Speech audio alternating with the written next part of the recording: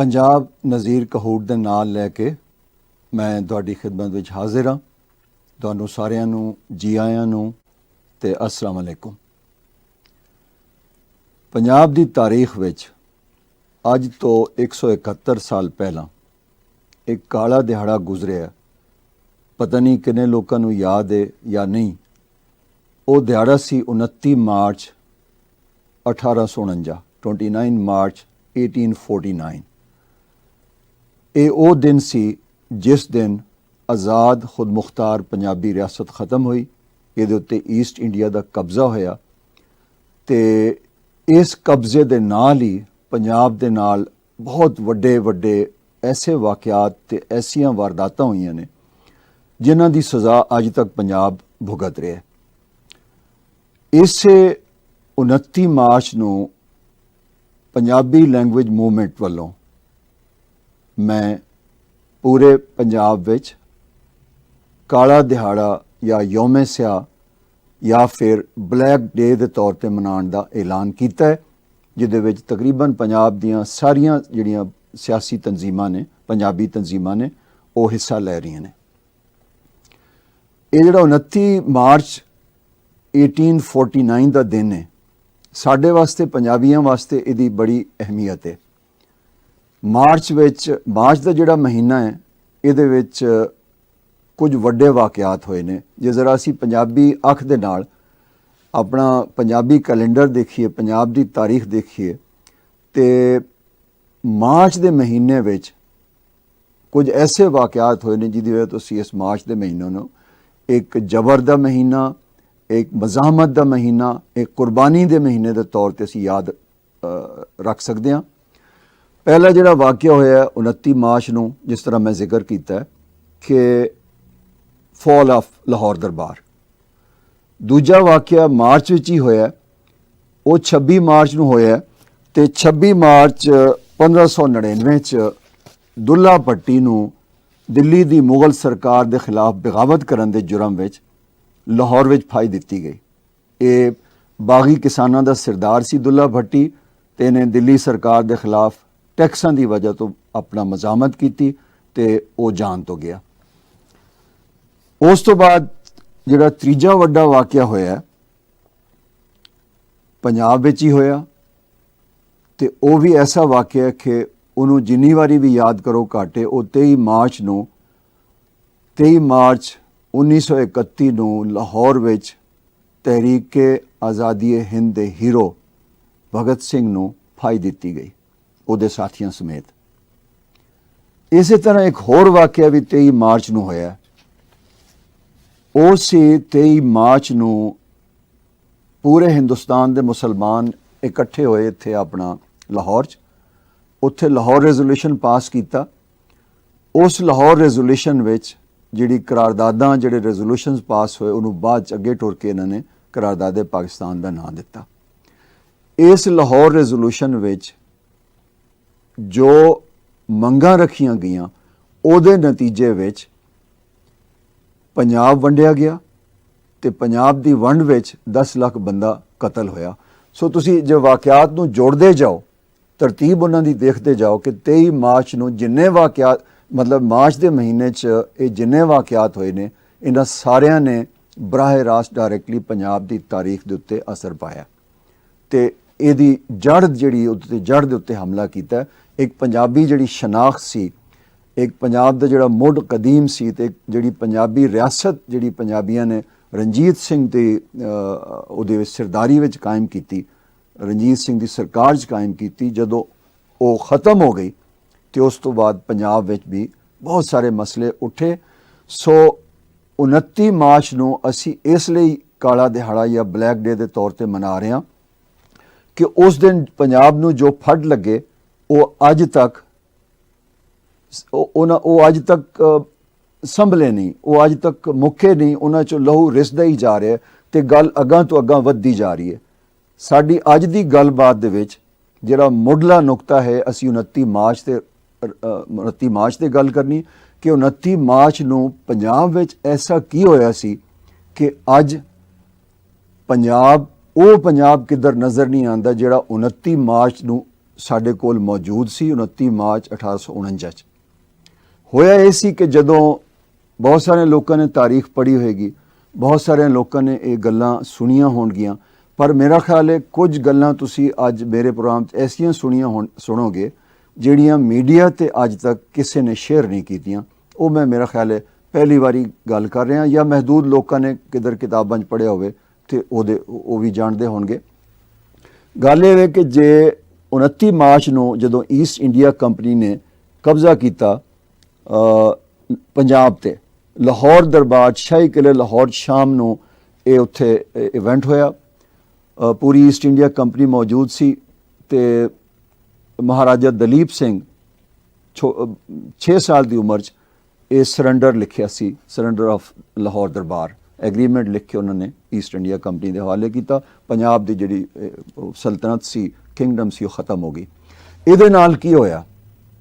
ਇਹਦੇ ਨਾਲ ਇਹ ਹੋਇਆ ਕਿ ਈਸਟ ਇੰਡੀਆ ਕੰਪਨੀ ਨੇ ਸਿਰਫ ਪੰਜਾਬ ਹੀ ਟੇਕ ਓਵਰ ਨਹੀਂ ਕੀਤਾ, ਉਹਦੀ ਐਨੈਕਸੇਸ਼ਨ ਨਹੀਂ ਕੀਤੀ। ਪੰਜਾਬ ਟੇਕ ਓਵਰ ਕਰਨ ਤੋਂ ਬਾਅਦ ਈਸਟ ਇੰਡੀਆ ਕੰਪਨੀ ਨੇ ਸਭ ਤੋਂ ਪਹਿਲਾ ਹਮਲਾ ਪੰਜਾਬੀ ਜ਼ੁਬਾਨ ਦੇ ਉੱਤੇ ਕੀਤਾ। ਮੇਰੇ ਵਾਸਤੇ 29 ਮਾਰਚ ਬੇਸਿਕਲੀ ਪੰਜਾਬੀ ਜ਼ੁਬਾਨ ਦੇ ਕਤਲ ਦਾ ਵੀ ਦਿਹਾੜਾ ਹੈ ਪੰਜਾਬ ਦੇ ਵਿੱਚ। ਜਿਸ ਵਕਤ ਈਸਟ ਇੰਡੀਆ ਕੰਪਨੀ ਕਬਜ਼ਾ ਕੀਤਾ, ਇਸ ਈਸਟ ਇੰਡੀਆ ਕੰਪਨੀ ਦੇ ਨਾਲ ਜਿਨ੍ਹਾਂ ਲੋਕਾਂ ਨੇ ਪੰਜਾਬ ਦੇ ਉੱਤੇ ਹਮਲਾ ਕੀਤਾ ਸੀ, ਚੇਲੀਆਂਵਾਲਾ ਦਾ ਮੈਦਾਨ ਜੰਗ ਸੀ, ਉਸ ਤੋਂ ਬਾਅਦ ਆਪਣਾ ਗੁਜਰਾਤ ਦੀ ਲੜਾਈ ਜਿੱਥੇ ਆਖਰੀ ਜੰਗ ਸੀ, 1857 ਦੀ ਜੰਗੀ ਆਜ਼ਾਦੀ, ਰਾਏ ਅਹਿਮਦ ਖਰਲ ਸ਼ਹੀਦ ਨੇ ਜਿਹੜੀ ਮਜ਼ਾਮਤ ਕੀਤੀ। ਇਹ ਕੁਝ ਐਸੇ ਵਾਕਿਆਤ ਸੀ ਜਿਨ੍ਹਾਂ ਨੇ ਅੰਗਰੇਜ਼ ਨੂੰ ਮਜਬੂਰ ਕਰਤਾ ਕਿ ਇਸ ਕੌਮ ਦੀ ਜ਼ੁਬਾਨ ਜਦੋਂ ਤੱਕ ਨਾ ਖੋਈ ਗਈ, ਇਹਨੂੰ ਆਪਸ ਵਿੱਚ ਵੰਡਿਆ ਨਾ ਗਿਆ, ਇਹਦੇ ਵਿੱਚ ਪਾੜੇ ਨਾ ਪਾਏ ਗਏ, ਇਹਨਾਂ ਸਾਡੇ ਕੋਲੋਂ ਕਾਬੂ ਕੋਈ ਨਹੀਂ ਆਣਾ। ਸੋ ਈਸਟ ਇੰਡੀਆ ਕੰਪਨੀ ਨੇ ਪਹਿਲਾ ਹਮਲਾ ਪੰਜਾਬੀ ਜ਼ੁਬਾਨ ਤੇ ਕੀਤਾ। ਤਰੀਕਾਕਾਰ ਇਹ ਸੀ ਕਿ ਜਿੰਨੇ ਅਫਸਰ ਇੰਡੀਆ ਤੋਂ ਆਏ ਸਨ, ਅੰਗਰੇਜ਼ ਅਫਸਰ ਈਸਟ ਇੰਡੀਆ ਕੰਪਨੀ ਦੇ, ਤੇ ਨਾਲ ਉਹਨਾਂ ਦੇ ਜਿਹੜੇ ਹਿੰਦੁਸਤਾਨੀ ਯੂਪੀ ਦੇ ਤੇ ਬੰਗਾਲੀ ਅਫਸਰ ਸਨ, ਇਹ ਸਾਰੇ ਹੀ ਤਕਰੀਬਨ ਉਰਦੂ ਬੋਲਦੇ ਸਨ। ਫੋਰਟ ਵਿਲੀਅਮ ਕਾਲਜ ਵਿੱਚ ਉਰਦੂ ਜ਼ੁਬਾਨ ਕਾਇਮ ਹੋ ਚੁੱਕੀ ਸੀ। ਉਹਦਾ ਕਾਇਦਾ ਤੇ ਕਿਤਾਬਾਂ ਤੇ ਮੁਨਸ਼ੀ ਨਾਲ ਲੈ ਕੇ ਪੰਜਾਬ 'ਚ ਆਏ ਸਨ, ਤੇ ਉਹ ਉਰਦੂ ਦੇ ਜਿਹੜੇ ਮਾਹਿਰੀਨ ਲਸਾਨੀਆਤ ਨੇ ਉਹ ਖੁਦ ਅੰਗਰੇਜ਼ ਬਣੇ ਸਨ। ਉਹ ਨਾਲ ਇਹਨਾਂ ਨੇ ਇਹ ਕੀਤਾ ਕਿ ਈਸਟ ਇੰਡੀਆ ਕੰਪਨੀ ਨੇ ਸਭ ਤੋਂ ਪਹਿਲਾਂ ਐਲਾਨ ਕਰ ਦਿੱਤਾ, ਪੂਰੇ ਪੰਜਾਬ 'ਚ ਹੋਕਾ ਦਿਵਾ ਦਿੱਤਾ ਕਿ ਜਿਹੜਾ ਬੰਦਾ ਤਲਵਾਰ ਜਾਂ ਬੰਦੂਕ ਵਾਪਸ ਕਰੇਗਾ ਉਹਨੂੰ 1 ਆਨਾ ਇਨਾਮ ਦੇ ਸਨ, ਤੇ ਜਿਹੜਾ ਬੰਦਾ ਪੰਜਾਬੀ ਕਾਇਦਾ ਜਾਂ ਕਿਤਾਬ ਵਾਪਸ ਕਰੇਗਾ ਉਹਨੂੰ 6 ਆਨੇ ਇਨਾਮ ਦੇ ਸਨ। ਇਹ ਪੰਜਾਬੀ ਕਾਇਦਾ ਕਿਹੜਾ ਹੈ? ਜੇ ਤੁਹਾਨੂੰ ਯਾਦ ਹੋਵੇ, ਇਹ ਗੁਲਾਮ ਰਸੂਲ ਦਾ ਕਾਇਦਾ ਲਿਖਿਆ ਸੀ, ਜਿਹੜਾ ਗੁਜਰਾਤ ਦਾ ਰਹਿਣ ਵਾਲਾ ਸੀ। ਇਹ ਪੰਜਾਬੀ ਕਾਇਦਾ ਕੋਈ ਪੰਜਾਬ 'ਚ ਉਸ ਜ਼ਮਾਨੇ 'ਚ ਪੜ੍ਹ ਲੈਂਦਾ ਸੀ ਤੇ ਉਹਨੂੰ ਪੜ੍ਹਿਆ ਲਿਖਿਆ ਮੰਨਿਆ ਜਾਂਦਾ ਸੀ, ਕਿਉਂਕਿ ਇਹਦੇ ਵਿੱਚ ਤਕਰੀਬਨ ਪੂਰਾ ਇਲਮ ਮੌਜੂਦ ਸੀ। ਅੱਛਾ, ਜਿਸ ਵੇਲੇ ਈਸਟ ਇੰਡੀਆ ਕੰਪਨੀ ਨੇ ਕਬਜ਼ਾ ਕੀਤਾ, ਉਸ ਵਕਤ ਪੰਜਾਬ 80% ਲਿਟਰੇਟ ਸੀ। ਪੰਜਾਬ ਦਾ ਜਿਹੜਾ ਲਿਟਰੇਸੀ ਰੇਟ ਹੈਗਾ, ਸ਼ਰਹ ਖਾਨਦਗੀ, ਉਹ ਪੂਰੇ ਇੰਡੀਆ ਤੋਂ ਵੱਧ ਸੀ, ਸੋ ਮਚ ਸੋ ਕਿ ਯੂਰਪ ਤੋਂ ਵੀ ਵੱਧ ਸੀ। ਸੋ ਇਹਨਾਂ ਨੇ ਜਦੋਂ ਇਨਾਮ ਦਾ ਐਲਾਨ ਕਰ ਦਿੱਤਾ, ਤੇ ਨਾਲ ਹੀ ਈਸਟ ਇੰਡੀਆ ਕੰਪਨੀ ਦੇ ਜਿਹੜੇ ਅੰਗਰੇਜ਼ ਅਫਸਰ ਸਨ, ਹਿੰਦੁਸਤਾਨੀ ਯੂਪੀ ਦੇ ਅਫਸਰ ਸਨ, ਇਹਨਾਂ ਨੇ ਇਹਨਾਂ ਪੰਜਾਬੀ ਕਾਇਦੇ ਤੇ ਕਿਤਾਬਾਂ ਦੇ ਛਕੜਿਆਂ ਦੇ ਛਕੜੇ ਭਰ ਕੇ ਪੂਰੇ ਪੰਜਾਬ 'ਚੋਂ ਇਕੱਠੇ ਕੀਤੇ। ਮਤਲਬ ਹਰ ਸ਼ਹਿਰ 'ਚੋਂ, ਸਿਰਫ ਲਾਹੌਰ ਨਹੀਂ, ਮੁਲਤਾਨ, ਬਹਾਵਲਪੁਰ, ਇੱਧਰ ਆਪਣਾ ਮੀਆਂ ਅਲੀ, ਖੁਸ਼ਾਬ, ਉਧਰ ਈਸਟ ਪੰਜਾਬ ਵਿੱਚ ਸਾਰੇ ਅੰਮ੍ਰਿਤਸਰ, ਹਰ ਜਗ੍ਹਾ ਤੇ ਜਿੱਥੇ ਇਹਨਾਂ ਨੂੰ ਪੰਜਾਬੀ ਕਿਤਾਬਾਂ ਮਿਲੀਆਂ, ਇਹਨਾਂ ਨੇ ਛਕੜਿਆਂ ਦੇ ਛਕੜੇ ਭਰ ਕੇ ਇਕੱਠੇ ਕੀਤੇ ਤੇ ਉਹਨਾਂ ਨੂੰ ਸਾੜਿਆ। ਇਹ ਜਦੋਂ ਪੰਜਾਬੀ ਕਿਤਾਬਾਂ ਸਾੜਨ ਦੀ ਮੁਹਿੰਮ ਸ਼ੁਰੂ ਹੋਈ, ਇਹ ਬੇਸਿਕਲੀ ਪੰਜਾਬੀ ਜ਼ੁਬਾਨ ਨੂੰ ਖ਼ਤਮ ਕਰਨ ਦੀ ਮੁਹਿੰਮ ਸੀ। ਉਹਦੇ ਨਾਲ ਐਲਾਨ ਵਿੱਚ ਇਹ ਵੀ ਸ਼ਾਮਿਲ ਸੀ ਕਿ ਜਿਹੜਾ ਪੰਜਾਬੀ ਕਾਇਦੇ ਦੇ ਕਿਤਾਬਾਂ ਵਾਪਸ ਕਰੇਗਾ ਉਹਨੂੰ ਉਰਦੂ ਦਾ ਕਾਇਦਾ ਤੇ ਉਰਦੂ ਦੀ ਤਾਲੀਮ, ਉਰਦੂ ਜ਼ੁਬਾਨ ਦੀ ਤਾਲੀਮ ਮੁਫਤ 'ਚ ਮਿਲੇਗੀ। ਇਸ ਤਰ੍ਹਾਂ ਜਿਹੜਾ 29 ਮਾਰਚ ਦਾ ਦਿਹਾੜਾ ਹੈ, ਉਹ ਪੰਜਾਬ ਵਿੱਚ ਪੰਜਾਬੀ ਜ਼ੁਬਾਨ ਦੀ ਜੜ ਮਾਰਨ ਦਾ ਵੀ ਇੱਕ ਦਿਹਾੜਾ ਹੈ, ਤੇ ਨਾਲ ਹਿੰਦੂ, ਮੁਸਲਿਮ ਤੇ ਸਿੱਖ ਨੂੰ ਪੰਜਾਬੀ ਨੂੰ ਆਪਸ ਵਿੱਚ ਪਾੜਨ ਦਾ ਵੀ ਇੱਕ ਦਿਨ ਹੈਗਾ ਕਿ ਇਸ ਦਿਨ ਨੂੰ ਸਿੱਖਾਂ ਦੇ ਨਾਲ ਪੰਜਾਬੀ ਜ਼ੁਬਾਨ ਨੂੰ ਅਟੈਚ ਕਰਕੇ ਤੇ ਮੁਸਲਮਾਨਾਂ ਦੇ ਦਿਲਾਂ ਵਿੱਚ ਆਪਣੀ ਮਾਂ ਬੋਲੀ ਦੇ ਖਿਲਾਫ ਨਫ਼ਰਤ ਪੈਦਾ ਕੀਤੀ ਗਈ। ਅੰਗਰੇਜ਼ ਅਫਸਰ ਇਹ ਆਖਦੇ ਸਨ ਕਿ ਜਿਹੜੀ ਪੰਜਾਬੀ ਇਹ ਸਿੱਖਾਂ ਦੀ ਜ਼ੁਬਾਨ ਹੈ ਤੇ ਮੁਸਲਮਾਨਾਂ ਦੀ ਜ਼ੁਬਾਨ ਉਰਦੂ ਹੈ। ਇਸ ਤਰ੍ਹਾਂ ਪੰਜਾਬੀਆਂ ਵਿੱਚ ਨਫ਼ਰਤ ਪੈਦਾ ਕੀਤੀ ਗਈ। ਸੋ ਅੱਗੇ ਜਾ ਕੇ ਇਹੀ ਨਫ਼ਰਤ ਜਦੋਂ ਪਾਕਿਸਤਾਨ ਬਣਿਆ, ਇਹੀ ਫਾਰਮੂਲਾ ਜਦੋਂ ਤਹਿਰੀਕੇ ਪਾਕਿਸਤਾਨ ਚੱਲੀ, ਮੁਸਲਿਮ ਲੀਗ ਜਿਹਦੇ ਵਿੱਚ ਮੈਜੋਰਟੀ ਅਲੀਗੜ੍ਹ ਤੇ ਆਪਣਾ यूपी ਵਾਲਿਆਂ ਦੀ ਮੁਸਲਿਮ ਲੀਗ ਨੂੰ ਜਿਹੜੇ ਲੀਡ ਕਰ ਰਹੇ ਸਨ, ਚਲਾ ਰਹੇ ਸਨ, ਉਹਨਾਂ ਨੇ ਇਹੀ ਨਾਰਾ ਫਿਰ ਆਪਣਾ ਵਰਤਿਆ ਆਪਣੇ ਮਫਾਦ ਵਿੱਚ ਪੰਜਾਬੀ ਜ਼ੁਬਾਨ ਨੂੰ ख़त्म ਕਰਨ ਵਾਸਤੇ ਕਿ ਮੁਸਲਮਾਨਾਂ ਦੀ ਜ਼ੁਬਾਨ ਉਰਦੂ ਹੈ ਤੇ ਸਿੱਖਾਂ ਦੀ ਜ਼ੁਬਾਨ ਪੰਜਾਬੀ ਹੈ। ਸੋ ਤਹਿਰੀਕੇ ਪਾਕਿਸਤਾਨ ਵਿੱਚ ਹੀ ਪੰਜਾਬੀ ਜ਼ੁਬਾਨ ਨੂੰ ਨਾਕਆਊਟ ਕਰਤਾ ਗਿਆ। ਜਦੋਂ ਪਾਕਿਸਤਾਨ ਬਣ ਗਿਆ ਤੇ ਉਦੋਂ ਪੰਜਾਬ ਵਿੱਚ ਕੋਈ ਬੰਦਾ ਐਸਾ ਨਹੀਂ ਸੀ ਜਿਹੜਾ ਇਹ ਮਹਿਸੂਸ ਕਰਦਾ ਕਿ ਨਹੀਂ ਸਾਡੀ ਜ਼ੁਬਾਨ ਤੇ ਆਪਣੀ ਹੈ ਤੇ ਪੰਜਾਬ ਨੂੰ ਆਪਣੀ ਜ਼ੁਬਾਨ ਮਿਲਣੀ ਚਾਹੀਦੀ। ਬੰਗਾਲੀਆਂ ਨੇ ਇਹ ਸਾਰਾ ਜਿਹੜਾ ਮਾਮਲਾ ਸਮਝ ਲਿਆ, ਉਹਨਾਂ ਨੇ ਮਜ਼ਾਹਮਤ ਕੀਤੀ, ਆਪਣੀ ਜ਼ੁਬਾਨ ਵੀ ਬਚਾ ਲਈ, ਆਪਣਾ ਮੁਲਕ ਵੀ ਵੱਖਰਾ ਬਣਾ ਲਿਆ। ਲੇਕਿਨ ਪੰਜਾਬ ਵਿੱਚ ਅੱਜ ਤੱਕ ਇਹ ਸਿਲਸਿਲਾ ਚੱਲ ਰਿਹਾ ਜਿਹੜਾ ਈਸਟ ਇੰਡੀਆ ਕੰਪਨੀ ਨੇ ਸ਼ੁਰੂ ਕੀਤਾ ਹੈ। ਈਸਟ ਇੰਡੀਆ ਕੰਪਨੀ ਦਾ ਸ਼ੁਰੂ ਕੀਤਾ ਹੈ ਜਿਹੜਾ ਇਹ ਪੰਜਾਬੀ ਜ਼ੁਬਾਨ ਦੀ ਲਿਸਾਨੀ ਤੇ ਲਿਸਾਨੀ ਨਸਲਕੁਸ਼ੀ ਸੀ, ਇਹ ਕਿਸੇ ਤਰ੍ਹਾਂ ਰੁਕਣ 'ਚ ਨਹੀਂ ਆ ਰਹੀ। ਮੈਂ 4 ਵਾਕਿਆਤ ਦਾ ਜ਼ਿਕਰ ਕੀਤਾ ਤੁਹਾਡੇ ਸਾਹਮਣੇ, ਲੇਕਿਨ ਜਿਹੜੀ ਇਹ ਟ੍ਰੈਜਡੀ ਹੋਈ ਤੇ 29 ਮਾਰਚ ਵਾਲੀ, ਇਹਦੇ ਬਾਰੇ 'ਚ ਅਸੀਂ ਇਸ ਵਾਸਤੇ ਪੰਜਾਬ ਦੇ ਲੋਕਾਂ 'ਚ ਅਵੇਅਰਨੈਸ ਲਿਆਉਣ ਵਾਸਤੇ ਪੰਜਾਬੀ ਅਕਸਰੀਅਤ ਨੂੰ, ਜਿਹੜੀ ਪੰਜਾਬ ਦੀ ਕੋਈ ਤਕਰੀਬਨ ਪਾਕਿਸਤਾਨ ਦੀ 60% ਆਬਾਦੀ ਹੈ, ਉਹਦੇ ਵਿੱਚ ਅਵੇਅਰਨੈਸ ਜਾਗਰਤੀ ਲਿਆਉਣ ਵਾਸਤੇ ਅਸੀਂ ਇਸ ਦਿਹਾੜੇ ਨੂੰ ਯੌਮ ਸਿਆਹ ਦੇ ਤੌਰ ਤੇ, ਕਾਲਾ ਦਿਹਾੜਾ ਦੇ ਤੌਰ ਤੇ ਆਪਣਾ ਬਲੈਕ ਡੇ ਦੇ ਤੌਰ ਤੇ ਮਨਾਉਣ ਦਾ ਐਲਾਨ ਕੀਤਾ ਹੈ। ਤੇ ਇਸ ਪਾਸੇ ਜਿਹੜੀ ਦੂਜੀ ਗੱਲ ਹੈ, ਸਾਡੇ ਕੋਲ 29 ਮਾਰਚ ਨੂੰ ਪੰਜਾਬੀਆਂ ਨੇ ਪੰਜਾਬ ਹੀ ਨਹੀਂ ਗਵਾਇਆ ਬਲਕਿ ਨਾਲ ਪੰਜਾਬੀ ਜ਼ੁਬਾਨ ਵੀ ਗਵਾ ਦਿੱਤੀ।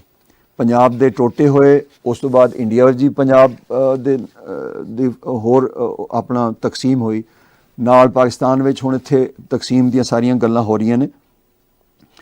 ਇਹਦੇ ਪਿੱਛੇ ਕਹਾਣੀ ਕੀ ਹੈ, ਪੰਜਾਬ ਨੂੰ ख़त्म ਕਰਨ ਦੇ ਪਿੱਛੇ ਕਹਾਣੀ ਕੀ ਹੈ, ਮੈਂ ਇਸ ਦੇ ਬਾਰੇ 'ਚ ਅੱਜ ਨਿਤਾਰਾ ਕਰਨਾ ਚਾਹ ਰਿਹਾ ਕਿ ਐਸੀ ਕੀ ਵਜ੍ਹਾ ਸੀ ਕਿ ਜਿਹੜਾ ਅੰਗਰੇਜ਼ ਹੈ ਉਹਨੇ ਪੰਜਾਬੀ ਜ਼ੁਬਾਨ ਨੂੰ ख़त्म ਕਰਨ ਵਾਸਤੇ, ਈਸਟ ਇੰਡੀਆ ਕੰਪਨੀ ਨੇ ਪੰਜਾਬੀ ਜ਼ੁਬਾਨ ਨੂੰ ख़त्म ਕਰਨ ਵਾਸਤੇ ਇੱਕ ਬਹੁਤ ਮੁਨੱਜ਼ਮ ਮੁਹਿੰਮ ਚਲਾਈ।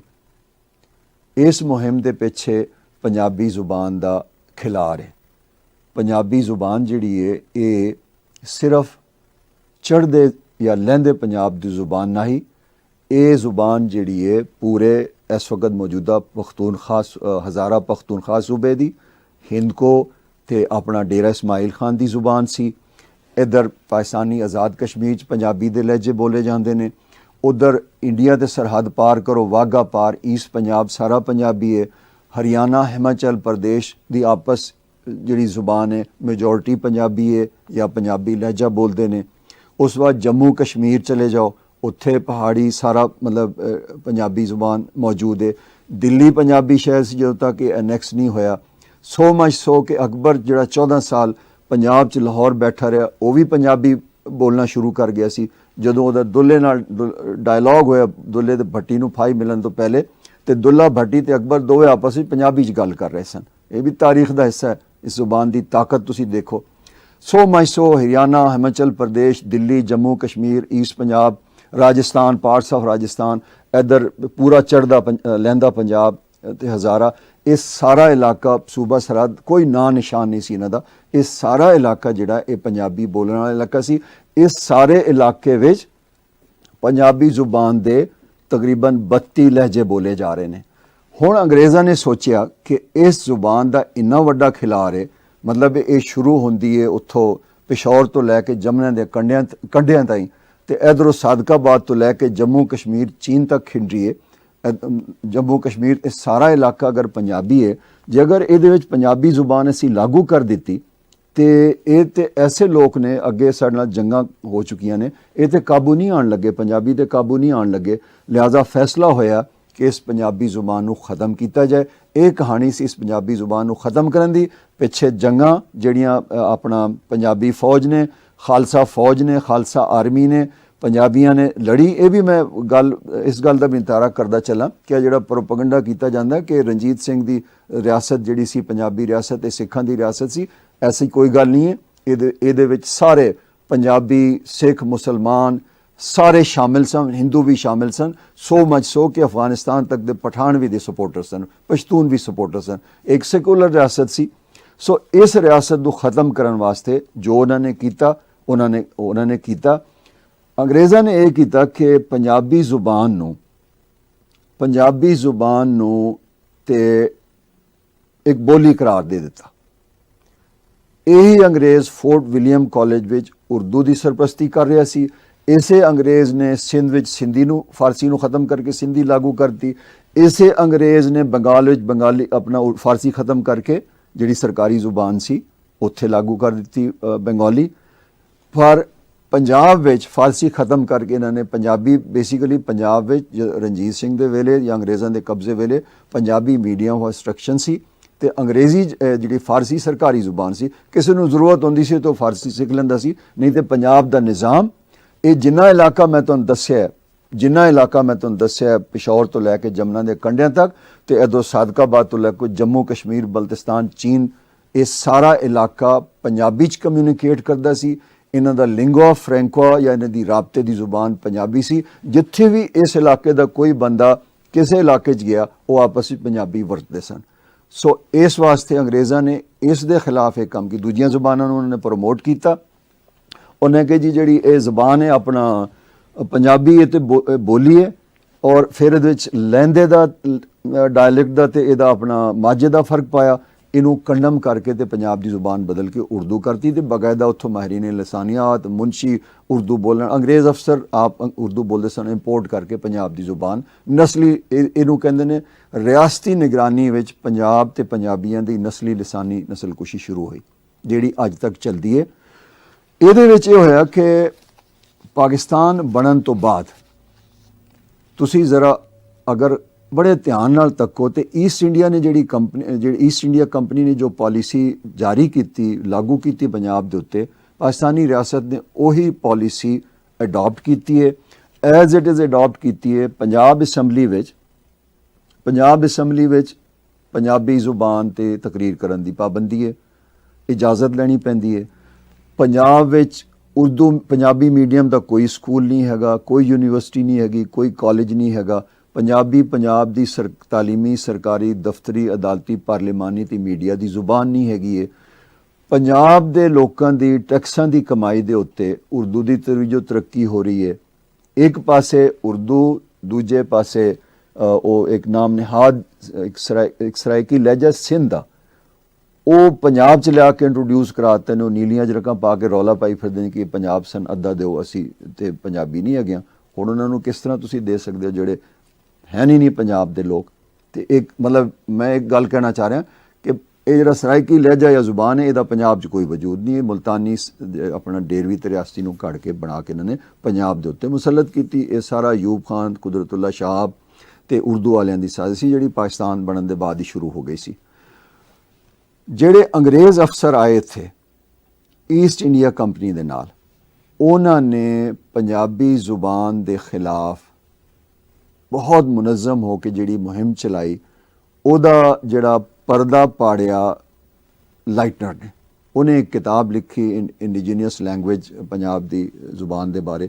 ਉਹਦੇ ਵਿੱਚ ਇਹਨੇ ਸਾਰਾ ਦੱਸਿਆ ਕਿ ਪੰਜਾਬੀ ਜ਼ੁਬਾਨ ਨੂੰ ਤੁਸੀਂ ਜੋ ਕਮਤਰ ਕਰਕੇ ਬਣਾ ਕੇ ਪੇਸ਼ ਕਰ ਰਹੇ ਹੋ, ਇਹਦੇ ਵਿੱਚ ਤਾਲੀਮ ਜਿਹੜੀ ਹੈ ਉਹ ਨਹੀਂ ਦਿੱਤੀ ਜਾ ਸਕਦੀ, ਪੰਜਾਬ ਪਿੱਛੇ ਰਹਿ ਜਾਏਗਾ। ਲੇਕਿਨ ਇਸ ਵਿੱਚ ਸਭ ਤੋਂ ਜਿਹੜਾ ਘਿਨਾਉਣਾ ਕਿਰਦਾਰ ਹੈਗਾ ਉਹ ਉਸ ਦਾ ਹੈਗਾ ਪੰਜਾਬ ਦਾ ਲੈਫਟੀਨੈਂਟ ਗਵਰਨਰ ਸੀ ਆਪਣਾ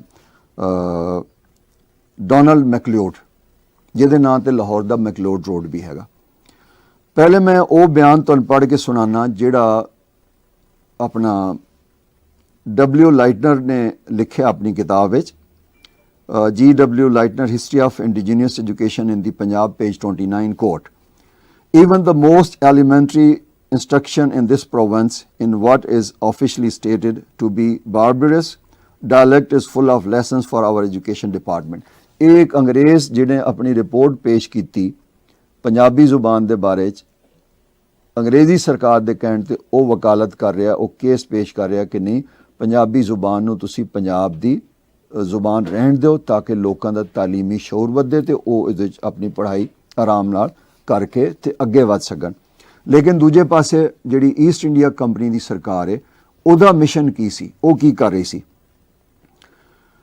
ਇਹਦੇ ਵਿੱਚ ਅਸੀਂ ਦੇਖਦੇ ਹਾਂ ਕਿ ਜਿਹੜਾ ਪੰਜਾਬ ਦਾ ਲੈਫਟੀਨੈਂਟ ਗਵਰਨਰ ਸਰ ਡੋਨਲਡ ਮੈਕਲੀਓਡ ਨੇ, ਉਹਨੇ ਪੰਜਾਬ ਦਾ ਲੈਫਟੀਨੈਂਟ ਗਵਰਨਰ ਬਣਨ ਤੋਂ ਬਾਅਦ ਜਿਹੜਾ ਸਭ ਤੋਂ ਪਹਿਲਾ ਆਰਡਰ ਇਸ਼ੂ ਕੀਤਾ ਪੰਜਾਬੀ ਜ਼ੁਬਾਨ ਦੇ ਖਿਲਾਫ ਉਹ ਇਹ ਸੀ, Urdu be made familiar in the first instance to the educated classes, as would certainly follow to the entire body of the people, to the eventful suppression of inferior local dialect।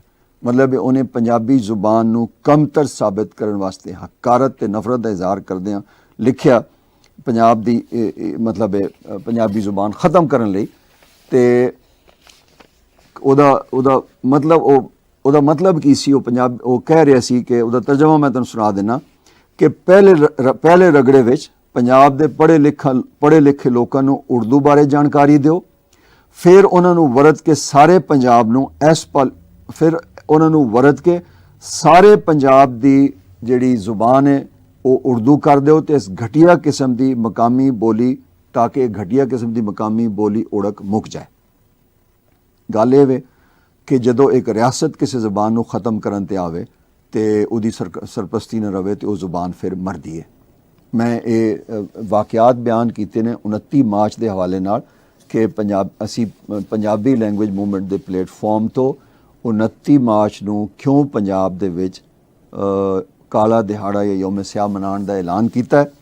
ਤੇ ਮੈਂ ਆਪਣਾ ਇਸ ਮੌਕੇ ਤੇ ਕੁਝ ਹੋਰ ਚੀਜ਼ਾਂ ਵੀ ਸ਼ੇਅਰ ਕਰਾਂਗਾ ਕਿ ਜਿਹੜੀ ਇਹ ਮੂਵਮੈਂਟ ਚੱਲੀ ਪੰਜਾਬੀ ਜ਼ੁਬਾਨ ਦੇ ਖਿਲਾਫ ਨਫ਼ਰਤ ਦਾ ਪ੍ਰਚਾਰ ਕਰਨ ਵਾਲੀ ਪੂਰੇ ਪੰਜਾਬ ਵਿੱਚ, ਮੁਸਲਮਾਨ ਪੰਜਾਬੀਆਂ ਨੂੰ ਆਪਣੀ ਮਾਂ ਬੋਲੀ ਦੇ ਖਿਲਾਫ ਨਫ਼ਰਤ ਉਹਨਾਂ ਦੇ ਦਿਲਾਂ 'ਚ ਪੈਦਾ ਕਰਨ ਵਾਲੀ, ਜਿਹਦਾ ਨਤੀਜਾ ਇਹ ਹੋਇਆ ਕਿ ਪੰਜਾਬੀ ਪੜ੍ਹਿਆ ਲਿਖਿਆ ਪੰਜਾਬੀ ਵੀ ਅੱਜ ਇੰਨਾ ਅਹਿਸਾਸੇ ਕਮਤਰੀ ਦਾ ਸ਼ਿਕਾਰ ਹੈ ਕਿ ਉਹ ਪੰਜਾਬੀ ਨਹੀਂ ਬੋਲਦੇ ਆਪਸ ਵਿੱਚ, ਆਪਣੇ ਘਰਾਂ 'ਚ ਪੰਜਾਬੀ ਨਹੀਂ ਬੋਲਦੇ ਆਪਣੇ ਬੱਚਿਆਂ ਨਾਲ, ਕਿਧਰ ਮਹਿਫਿਲ ਵਿੱਚ ਦੋ ਪੰਜਾਬੀ ਇਕੱਠੇ ਹੋਣ ਤੇ ਉੱਥੇ ਨਹੀਂ ਬੋਲਦੇ।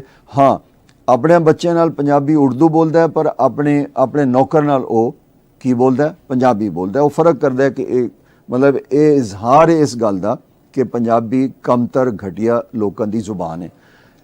ਇਹ ਜਿਹੜਾ ਈਸਟ ਇੰਡੀਆ ਕੰਪਨੀ ਨੇ ਪੰਜਾਬੀ ਜ਼ੁਬਾਨ ਦੇ ਖਿਲਾਫ, ਇਹਦੇ ਖਿਲਾਫ ਨਫ਼ਰਤ ਫੈਲਾਉਣ ਦਾ ਮਜ਼ਹਬੀ ਤੇ ਲਿਸਾਨੀ ਸਕਾਫਤੀ ਲੈਵਲ ਤੇ ਹਰ ਪਾਸਿਓਂ ਇਹਨਾਂ ਨੇ ਜੋ ਕੰਮ ਕੀਤਾ, ਉਹਦਾ ਨਤੀਜਾ ਕੀ ਨਿਕਲਿਆ ਕਿ ਉਹਦਾ ਰਿਐਕਸ਼ਨ ਤੁਸੀਂ ਦੇਖੋ ਕਿ ਜਦੋਂ ਪਾਕਿਸਤਾਨ ਬਣ ਗਿਆ, ਬਾਬਾ ਉਰਦੂ ਉੱਥੋਂ ਇੰਡੀਆ ਤੋਂ ਚੱਲਦੇ ਨੇ ਇੱਥੇ ਆ ਕੇ ਫਤਵਾ ਲਾ ਦਿੰਦੇ ਜਨਾਬ ਪੰਜਾਬੀ ਉਰਦੂ ਜਿਹੜੀ ਹੈ ਮੁਸਲਮਾਨਾਂ ਦੀ ਜ਼ੁਬਾਨ ਹੈ।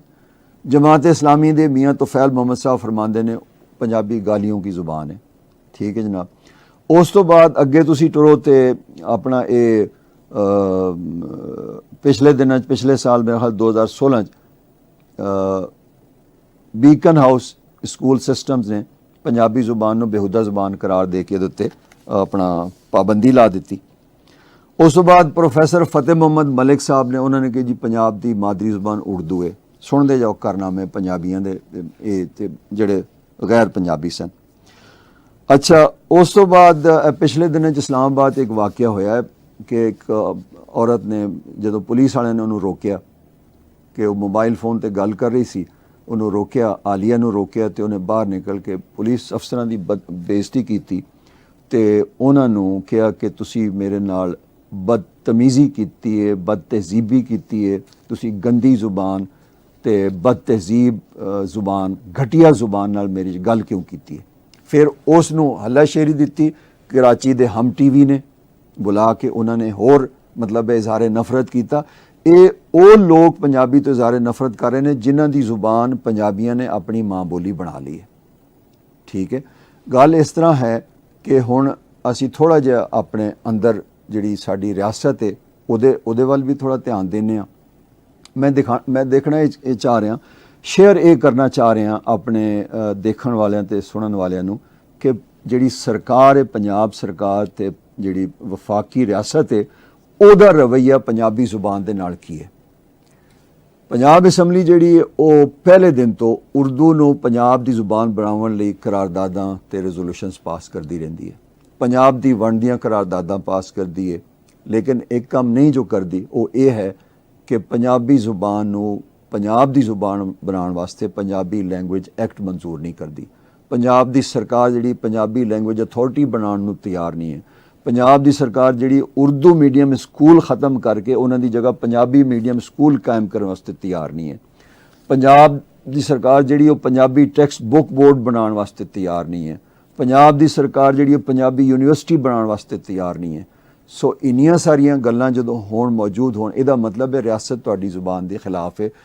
ਸੂਬਾ ਹਜ਼ਾਰਾ ਪਖਤੂਨਖਵਾ ਵਿੱਚ ਪਸ਼ਤੋ ਹਿੰਦ ਕੋ ਪੜ੍ਹਾਈ ਜਾ ਰਹੀ, ਸਿੰਧ ਵਿੱਚ ਸਿੰਧੀ ਪੜ੍ਹਾਈ ਜਾ ਰਹੀ, ਬਲੋਚਿਸਤਾਨ ਵਿੱਚ ਬਲੋਚੀ ਤੇ ਪੰਜਾਬੀ ਪੜ੍ਹਾਈ ਜਾ ਰਹੀ, ਬੰਗਾਲ ਵਿੱਚ ਬੰਗਾਲੀ ਪੜ੍ਹਾਣੀ ਸ਼ੁਰੂ ਕਰਤੀ। ਲੇਕਿਨ ਪੰਜਾਬ ਵਿੱਚ ਇਹ ਪੰਜਾਬ ਅਸੈਂਬਲੀ, ਪੰਜਾਬ ਸਰਕਾਰ ਤੇ ਜਿਹੜੀ ਰਿਆਸਤ ਹੈ ਪੰਜਾਬੀ ਜ਼ੁਬਾਨ ਨੂੰ ਉਹਦਾ ਹੱਕ ਦੇਣ ਤੋਂ 171 ਸਾਲ ਤੋਂ ਇਨਕਾਰੀ ਨੇ।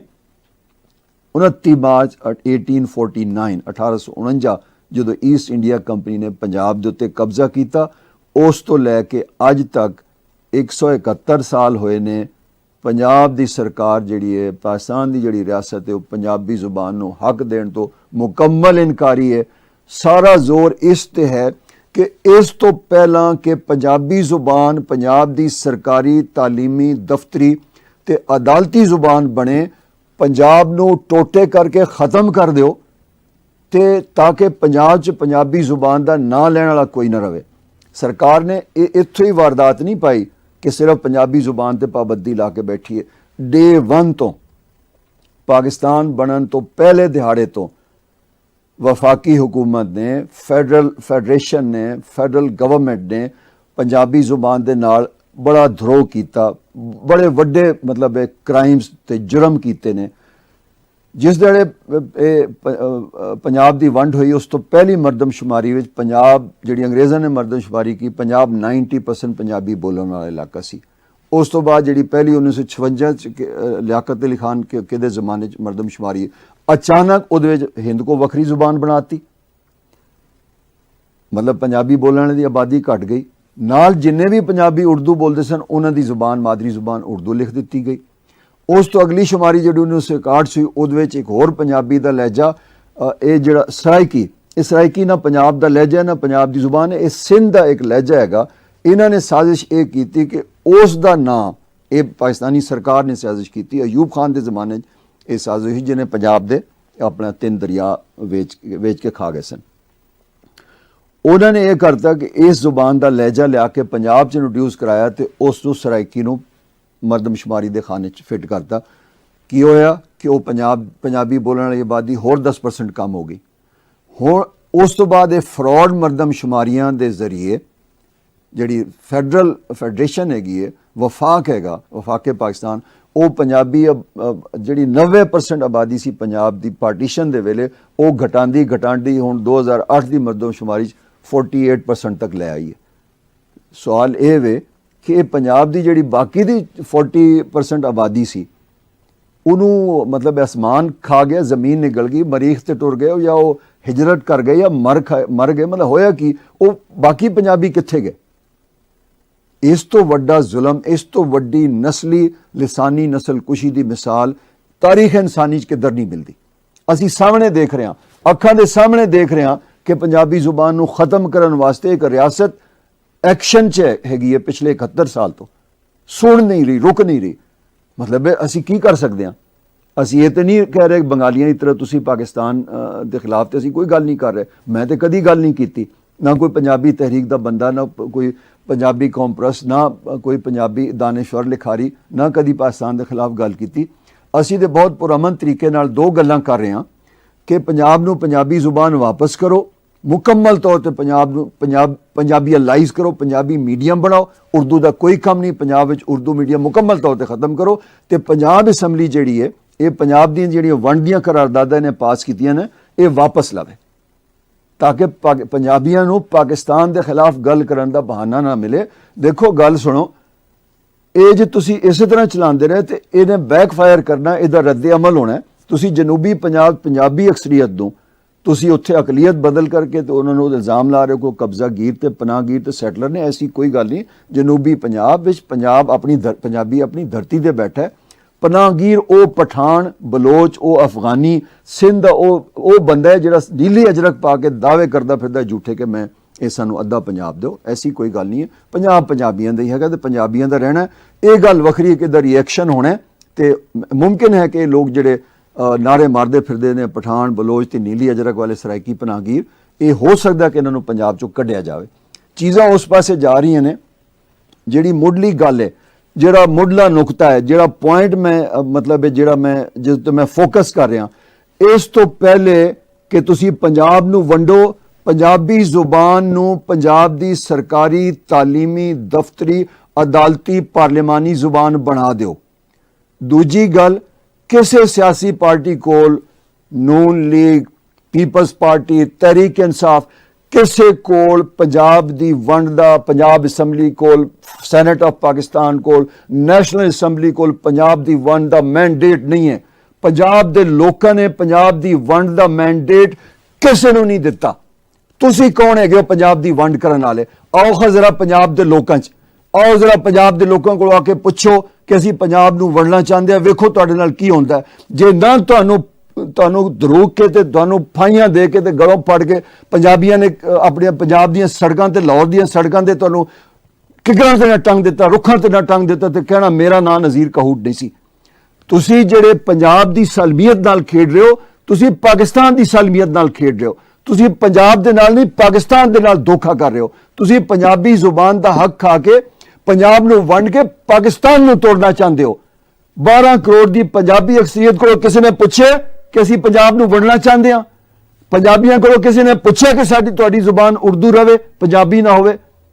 ਜਦੋਂ ਬੁੱਲਾ, ਵਾਰਿਸ, ਨਾਨਕ, ਬਾਹੂ, ਖਾਜਾ ਫਰੀਦ, ਬਾਬਾ ਫਰੀਦ, ਨਾਨਕ, ਸੁਲਤਾਨ ਬਾਹੂ, ਸ਼ਾਹ ਹੁਸੈਨ, ਇਹਨਾਂ ਦੀ ਮੀਆਂ ਮੁਹੰਮਦ ਬਖਸ਼, ਇਹ ਸਾਰਾ ਪੰਜਾਬ ਇਹਨਾਂ ਬਾਬਿਆਂ ਦੀ ਜ਼ੁਬਾਨ ਸਮਝਦਾ। ਤੁਸੀਂ ਕਿਸ ਤਰ੍ਹਾਂ ਕਹਿੰਦੇ ਹੋ ਕਿ ਪੰਜਾਬ ਦੀ ਜ਼ੁਬਾਨ ਪੰਜਾਬੀ ਨਹੀਂ ਤੇ ਉਰਦੂ ਹੈ, ਤੇ ਪੰਜਾਬ ਵਿੱਚ ਕੋਈ ਸੋ ਕਾਲ ਸਰਾਇਕੀ ਜ਼ੁਬਾਨ ਵੀ ਹੈ?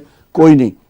ਅਸੀਂ ਇਹ ਪੰਜਾਬ ਵਿੱਚ ਜਿਹੜਾ ਉਰਦੂ ਮੀਡੀਅਮ ਹੈ ਤੇ ਜਿਹੜਾ ਸਰਾਇਕੀ ਦਾ ਫਿਤਨਾ, ਅਸੀਂ ਚਾਹ ਰਹੇ ਹਾਂ ਕਿ ਰਿਆਸਤ, ਪੰਜਾਬੀ ਲੋਕ ਚਾਹ ਰਹੇ ਨੇ, ਪੰਜਾਬੀ ਲੈਂਗੁਏਜ ਮੂਵਮੈਂਟ ਚਾਹ ਰਹੀ ਕਿ ਰਿਆਸਤ ਜਿਹੜੀ ਹੈ, ਪਾਕਿਸਤਾਨੀ ਸਿਆਸੀ ਪਾਰਟੀਆਂ ਇਸ ਤੋਂ ਪਿੱਛੇ ਹਟ ਜਾਣ। ਇੱਥੇ ਰੁਕ ਜਾਓ, ਤੁਸੀਂ ਬਹੁਤ ਜ਼ਿਆਦਤੀ ਕਰ ਲਈ ਹੈ ਪੰਜਾਬ ਦੇ ਨਾਲ। 171 ਸਾਲ ਹੋਏ ਨੇ, ਈਸਟ ਇੰਡੀਆ ਕੰਪਨੀ ਦੀ ਪਾਲਿਸੀ ਬੰਦ ਕਰੋ ਤੇ ਪੰਜਾਬ ਨੂੰ ਇਹਦੀ ਪੰਜਾਬੀ ਜ਼ੁਬਾਨ ਵਾਪਸ ਕਰੋ। ਆਖਰ ਤੇ ਮੈਂ ਅਰਜ਼ ਕਰਨਾ ਚਾਹ ਰਿਹਾ ਕਿ ਜਿਹੜਾ ਇਹ ਯੌਮੇ ਸਿਆਹ ਜਾਂ ਬਲੈਕ ਡੇ ਜਾਂ ਕਾਲਾ ਦਿਹਾੜਾ ਅਸੀਂ ਪੰਜਾਬ 'ਚ ਮਨਾ ਰਹੇ ਹਾਂ, ਇਹਦੇ ਵਾਸਤੇ ਮੈਂ ਆਪਣੇ ਪੰਜਾਬੀ ਤਨਜ਼ੀਮਾਂ ਜਿਹੜੀਆਂ ਹੈ ਨੇ ਉਹਨਾਂ ਦਾ ਮੈਂ ਇੱਥੇ ਨਾਂ ਵੀ ਦੱਸ ਰਿਹਾ ਤੇ ਉਹਨਾਂ ਦਾ ਮੈਂ ਸ਼ੁਕਰਗੁਜ਼ਾਰ ਹਾਂ ਕਿ ਉਹਨਾਂ ਸਾਰਿਆਂ ਨੇ ਇਹ ਗੱਲ ਮਹਿਸੂਸ ਕੀਤੀ ਹੈ। ਪੰਜਾਬ ਨੈਸ਼ਨਲ ਮੂਵਮੈਂਟ ਦੇ ਮੇਰੇ ਵੀਰ ਜਿਹੜੇ ਅਮਾਰ ਸ਼ਾਹ ਕਾਜ਼ਮੀ, ਉਹਨਾਂ ਤੇ ਬਾਕਾਇਦਾ ਮਾਰਚ ਦੇ ਮਹੀਨੇ ਨੂੰ ਜਬਰ ਤੇ ਮਜ਼ਾਹਮਤ ਦਾ ਮਹੀਨਾ ਕਰਾਰ ਦੇ ਕੇ ਉਹਨੂੰ ਮਤਲਬ ਮਨਾ ਰਹੇ ਨੇ।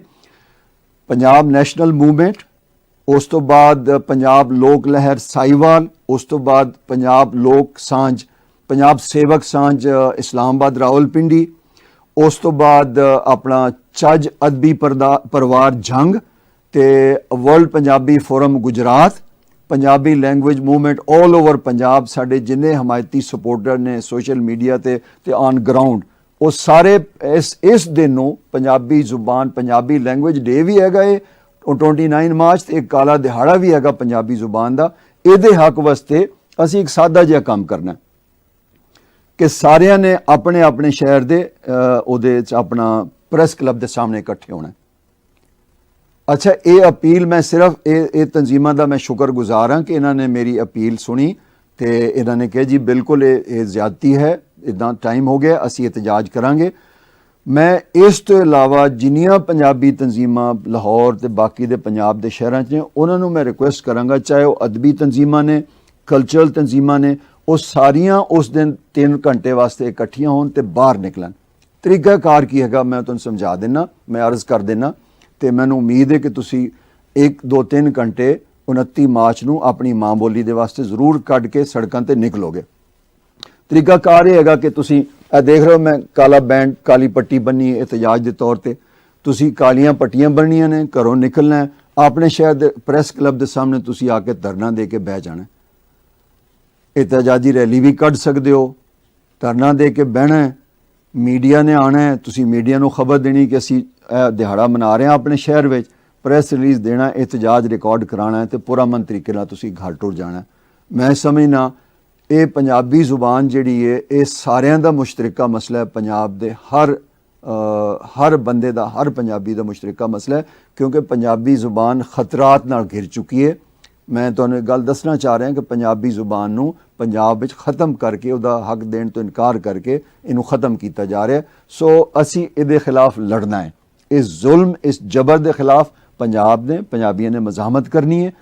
ਮੈਂ ਚਾਹ ਰਿਹਾ, ਅਸੀਂ ਜਿੰਨੇ ਵੀ ਦੋਸਤ ਸਾਰੇ ਇਕੱਠੇ ਹਾਂ, ਮੈਂ ਸਾਰਿਆਂ ਨੂੰ ਦਰਖਾਸਤ ਕਰ ਰਿਹਾ ਤੇ ਉਹਨਾਂ ਦਾ ਸ਼ੁਕਰਗੁਜ਼ਾਰ ਹਾਂ ਜਿਨ੍ਹਾਂ ਨੇ ਇਸ ਤਹਿਰੀਕ ਦਾ ਸਾਥ ਦਿੱਤਾ ਹੈ, ਇਸ ਕਾਲ ਦਾ ਸਾਥ ਦਿੱਤਾ ਹੈ। ਅਸੀਂ ਦੱਸਣਾ ਚਾਹ ਰਹੇ ਹਾਂ 29 ਮਾਰਚ ਨੂੰ ਕਿ ਇਨਫ ਇਜ਼ ਇਨਫ, ਹੱਦ ਹੋ ਚੁੱਕੀ। ਹੁਣ ਪੰਜਾਬੀ ਜ਼ੁਬਾਨ ਨੂੰ, ਪੰਜਾਬ ਨੂੰ ਆਪਣੀ ਜ਼ੁਬਾਨ ਵਾਪਸ ਕਰੋ ਤੇ ਪੰਜਾਬ ਅਸੈਂਬਲੀ ਜਿਹੜੀ ਪੰਜਾਬ ਦੀ ਵੰਡ ਦੀਆਂ ਕਰਾਰਦਾਦਾਂ ਵਾਪਸ ਲਵੇ।